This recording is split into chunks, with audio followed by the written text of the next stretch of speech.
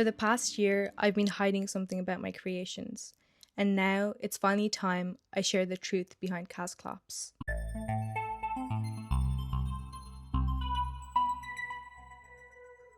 Kazclops is where Kazm creature skins get processed into balaclavas, bonnets, beanies, etc. You can think of Kazclops as essentially like a factory where I, Kaz, work.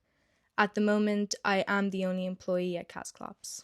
Crochet is the main output, but other crafts like knitting, sewing, painting, sculpting do take place. Kazm creatures donate their skin to Kazclops in exchange for human resources. This includes things like beads, crystals, metals, stones, the list goes on.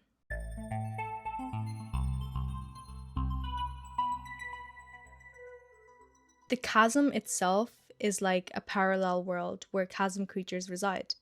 It's struggling economically, but thanks to the recent partnership with Kazclops, it appears to be doing a lot better. There is a symbiotic relationship between Kazclops and the chasm.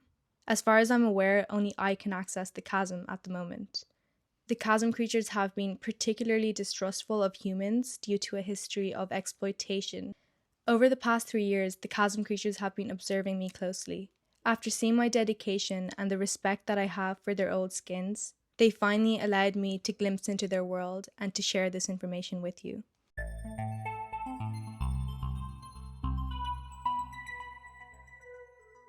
The first unofficial contact I had with the chasm creatures was during my trip to Turkey in a yarn market. While I was navigating through these narrow alleyways and piles of yarn, I was struck by this really gorgeous, soft, brown velvet yarn.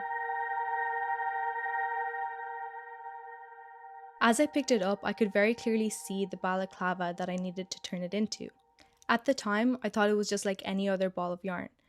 I didn't know it was chasm creature skin, or the vision that I saw was the true form of the chasm creature that the skin came from. When I got home from Turkey, I did a sketch of the vision I'd seen and began crocheting the very first pierced bear balaclava.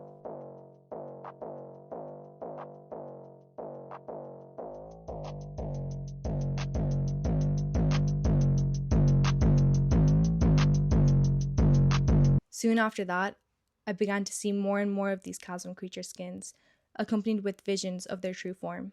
For almost 3 years, I crocheted relentlessly, trying to bring these visions to life. Then, the chasm creatures made their first official contact. A group of these chasm creature representatives approached me to establish a relationship between Kazclops and the chasm. They appreciated how I had honored their old skins with my faithful recreations of them, and we began to work together.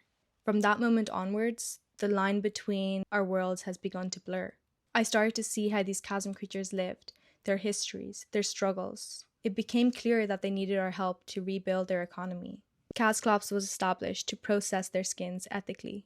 I am determined to learn more and more about the chasm creatures and to continue processing their skins, so that not only do we get unique headwear, but also so that these creatures can get the human resources that they so desperately need.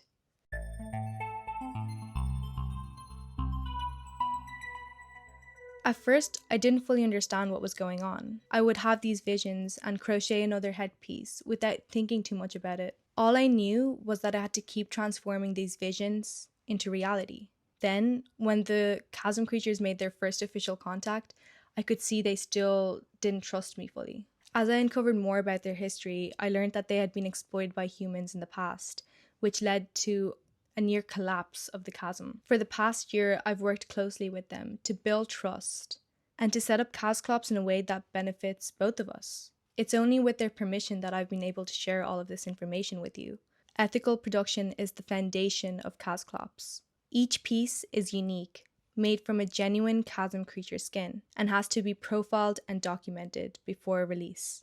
I have been made aware that safety measures have been put in place to prevent exploitation and also to ensure that Kazclops never succumbs to the temptation of mass production.